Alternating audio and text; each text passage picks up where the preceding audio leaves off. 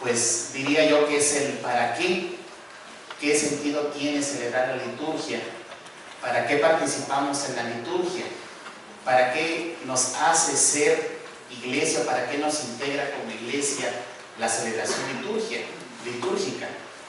Pues no es otra razón sino la de ir pues o llegar a la salvación plena, a la salvación total, cuyas primicias ya la celebración sobre esta tierra nos la va pues otorgando la celebración litúrgica, esa primicia, o como se dice, que lo han dicho bastantes, yo me acuerdo al menos de haber escuchado del padre, haberlo leído de los escritos del padre, del cura de Ars, es el cielo aquí en la tierra. Bueno, pues es también parte de esta teología, de esta reflexión, y para que tengamos conciencia de lo que representa pues siempre la celebración litúrgica. Bien, a manera de introducción, primero pues tratar de entender qué es la escatología. La escatología es la teología que busca dar una respuesta a la luz de la revelación y la tradición. No hay teología sino parte precisamente de la tradición y de la revelación.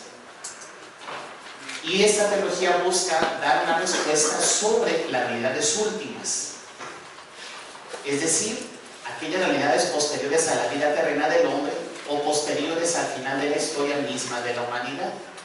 Esto para que entendamos qué es pues lo que entendemos como escatología. Aquella teología que nos habla sobre las realidades últimas, después de la historia. ¿Qué va a pasar con nosotros cuando se nos acabe este palmo de vida? ¿Qué va a pasar con nosotros o con el mundo, con el cosmos, cuando todo llegue a su culminación? A la luz de la revelación, a la luz de la tradición, bueno, la Iglesia a lo largo de la historia ha venido haciendo una reflexión seria sobre qué sucederá con el hombre, qué sucederá con el cosmos después del final de los tiempos o al final de los tiempos. Bien, podemos distinguir la escatología final, que es la que hace referencia a la posterior conclusión de la historia. Luego, la teología intermedia, que es la que se extiende para cada hombre, desde su propia muerte hasta el final de los tiempos, es decir, hasta la resurrección de los tiempos. Y, pues bueno, una parte histórica pues sobre la reflexión que ha venido haciéndose en la Iglesia. El primer tratado que se conoce sobre este apartado de la teología es el Prognosticum Futuri Seculi del obispo español Julián de Toledo del siglo VII. Es la primera obra, la primera reflexión teológica que aborda directamente pues este tema de la escatología. Después será el Papa Benedicto XII y el Concilio de Florencia quienes fijarán las grandes líneas de la escatología católica, y se van a distinguir siempre estas dos ramas, la escatología final y la escatología intermedia. ¿Qué dimensiones nos presenta el estudio de la escatología? Bueno, obvio, la escatología cristológica es aquella que aborda sobre la segunda venida de Cristo y las consecuencias que habrá en esa segunda venida. Es decir, el juicio final, la instauración definitiva del reino, la instauración plena del reino y otras realidades al final de la historia.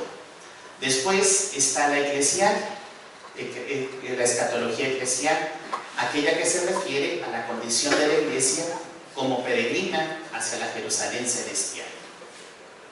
Después viene la escatología antropológica, es decir, la relativa al fin de todo ser humano después de la muerte, ya en cuanto a su destino final: resurrección, juicio, salvación o condenación eterna. También es parte de lo que le correspondería, podría alcanzar, si no todos, por lo menos algunos, ¿verdad? Está la condenación, en fin. Y la escatología cosmológica, o la relativa a la suerte definitiva del universo, que habrá de verse envuelta en la restauración final con la segunda venida de Cristo y con la restauración de la resurrección de los muertos. No hablamos de la redención pues de todos, incluso los condenados. Es una doctrina ya condenada por la Iglesia. la dichosa apocatástasis, ¿verdad? La creencia de que incluso los que estaban en el infierno serán redimidos. Bueno, pues esa doctrina no tiene cabida. Bien, la suerte definitiva del universo, la restauración del universo, los cielos nuevos y la tierra nueva. Bueno, el centro de la escatología cristiana es Cristo. Obvio, a partir de él es que nosotros podemos ir creando o ir descubriendo estas realidades últimas a partir de lo que Cristo nos ha revelado, quien con su gloriosa resurrección inauguró el eschaton, es decir, la realidad nueva y definitiva de la historia.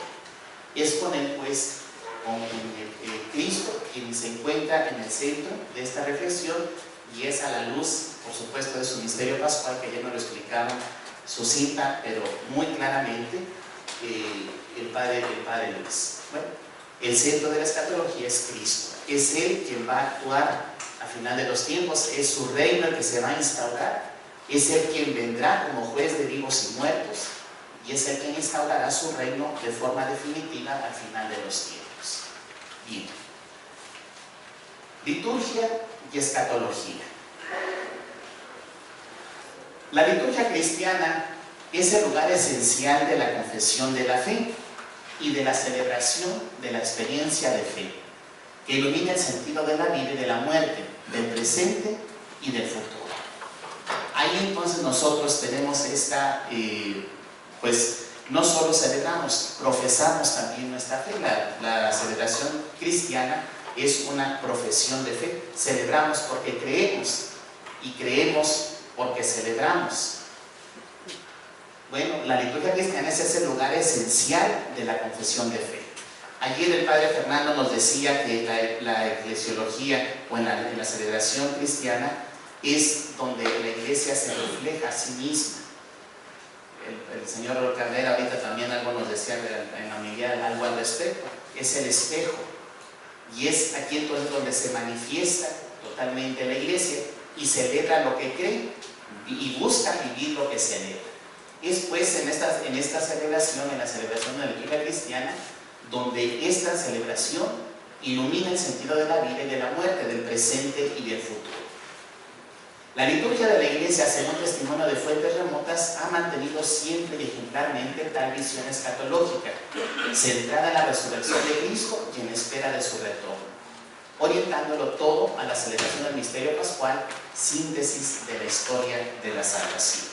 Se trata entonces pues de una tensión, y esto se ve claro de forma especial en la aclamación después de relato de la institución o de la consagración. Ven, Señor Jesús. La celebración, pues, dentro de la historia, entra en una tensión o realiza o se proyecta, pues, hacia el futuro definitivo, queriendo, pues, adelantar, queriendo apresurar, por decirlo así, la segunda venida del Señor. No para que se acabe todo, puesto que vendrá el juicio también definitivo, sino para que se instaure de forma plena el reino de Cristo. La liturgia de la iglesia sigue siendo punto de referencia en la doctrina sobre la escatología. Es, pues, la liturgia un lugar teológico, un lugar donde podemos nosotros no solo expresar nuestra fe, sino también conocer nuestra fe y, obvio, celebrar nuestra fe. Pues un lugar teológico. Los textos litúrgicos fundamentan un pensamiento teológico sobre la escatología, en la medida en que reflejan los datos de la revelación y la doctrina del magisterio.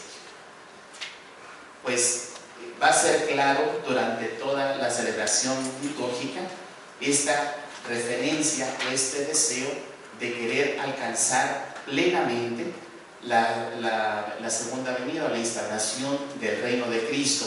Será algo, pues, en lo cual la iglesia insistirá y la iglesia orará con los textos que ha podido ir suscitando, pues, a lo largo de los tiempos, esta fe, esta confianza en la segunda venida de Cristo y este querer, por decirlo así, apresurar la segunda venida del Señor. Bien. En el Vaticano II Pues si bien decíamos en el Concilio de Florencia, la doctrina eclesial sobre la escatología tiene esta referencia, o donde se plasmó pues de forma clara la doctrina de la Iglesia sobre la escatología.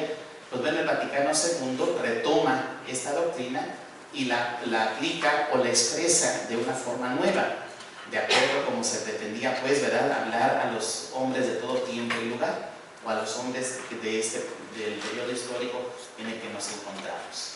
Bueno, en la Sacrosanto Concilio, ya ayer también el padre Carlos en su reflexión nos hablaba sobre esta realidad, la liturgia divina, la liturgia celeste y la liturgia terrestre, el aspecto divino y el aspecto humano, el aspecto terrenal, el aspecto eterno.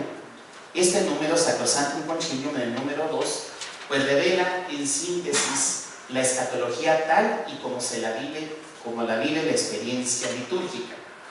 Presencia de lo divino en lo humano, de lo invisible en lo visible, de lo eterno en lo temporal. También hice ahí no lo transcribí, este número 2, pero el padre Carlos, ahí en la introducción de su tema, ya sobre la realidad cántrica de la liturgia, pues él nos hacía esta misma presentación. Pues. El número 8 de la Constitución destaca la contemporaneidad de lo eterno en el presente, una tempiternidad de la liturgia y de la comunión de la Iglesia peregrina en la celeste, pero siempre en la dimensión de espera. Lo eterno presente, valga la expresión por la redundancia, en lo presente. Pero siempre en la dimensión de espera. La relación se basa en la presencia del Señor. Él está presente en la liturgia, nos lo dice Sacrosanto Concilium 7, también un número del que ayer el padre Serrano nos hacía referencia, pero deberá volver en su gloria. Otros números que hablan también o que abordan esta doctrina sobre la escatología en la liturgia son el número 47, el 81, el 83, el 102, el 103 y el 104. En el trabajo más o menos, al menos ahí en su apunte, en el número 56, en la página 56, hice un breve resumen pues de lo que el número va indicando respecto a la doctrina escatológica en el Sacrosanto Concilio. Bien, también la Constitución Lumen Gentium tiene un número especialmente dedicado a la naturaleza escatológica o al carácter escatológico de la Iglesia peregrina. Se inspira abundantemente en las fuentes de la revelación y en la vida misma de la Iglesia tal y como ella la expresa en la liturgia. Esta Constitución, pues, ¿verdad?, toma mucho de los textos teológicos, pues esta doctrina desde el Concilio de Florencia, y bueno, pues lo adopta, lo retoma, aunque la manera de presentarlo pues es, digamos, una manera, por decirlo de verdad así, un poco más coloquial, para que lo podamos, o para que la mayoría de los hombres pues lo pueda comprender, o de los creyentes pues. Se acentúa fuertemente el aspecto de comunión, que es el aspecto que resaltó la eclesiología del Vaticano II, y ayer el padre Fernando nos lo explicaba. Y por tanto, la dimensión del comienzo ya en esta tierra de la vida futura, como primicia y garantía de la misma, y la participación mediante la comunión de los santos en la vida de la Iglesia celeste. El lugar de esta participación y comunión es siempre la liturgia, sobre todo la eucarística, donde se refleja pues esta realidad, esta comunión y esta participación. Ayer nos decían pues parte del motor pues que movió a la visión que utilizó pues o que implementó la Sacrosanto Concilium es precisamente la cuestión de la participación y la comunión, esta eclesiología que brota del concilio pues. Ahí tienen los números, el resto de los números donde viene desarrollada esta reflexión pues. También ahí transcribí los números de la Lumen Gentium que refuerzan pues o que hablan, los que he citado apenas, que hablan sobre esta realidad de la escatología. Bien, Lo que nos interesa entonces es la dimensión escatológica en las celebraciones litúrgicas. Cómo cada celebración, pues dicho piadosamente, nos va dando una probada de cielo. Vamos nosotros sintiendo, vamos nosotros experimentando la realidad celestial. Somos parte, pues estamos dentro también, aunque celebrando en la tierra, como hombres terrenales, participamos ya en primicia, como decíamos, de la liturgia celeste.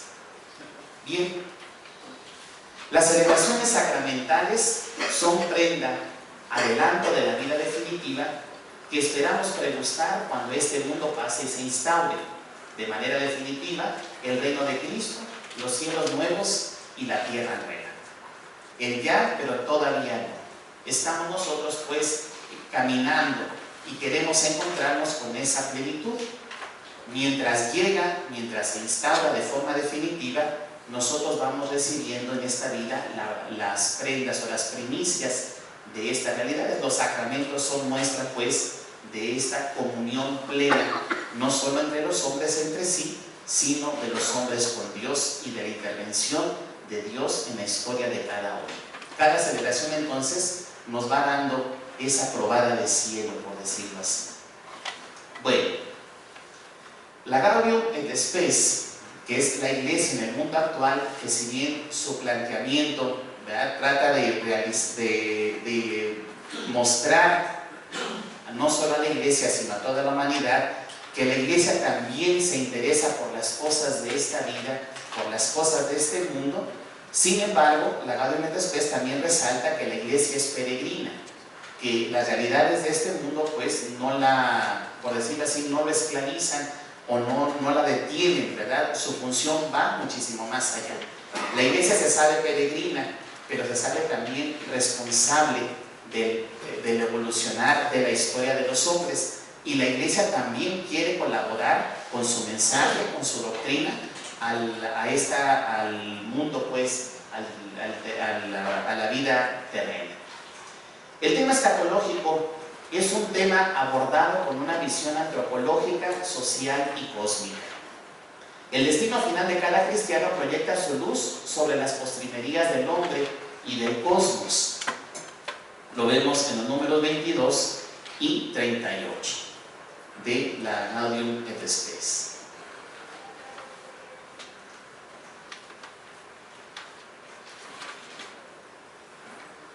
En el bautismo, la confirmación. La iniciación cristiana es un sacramento escatológico.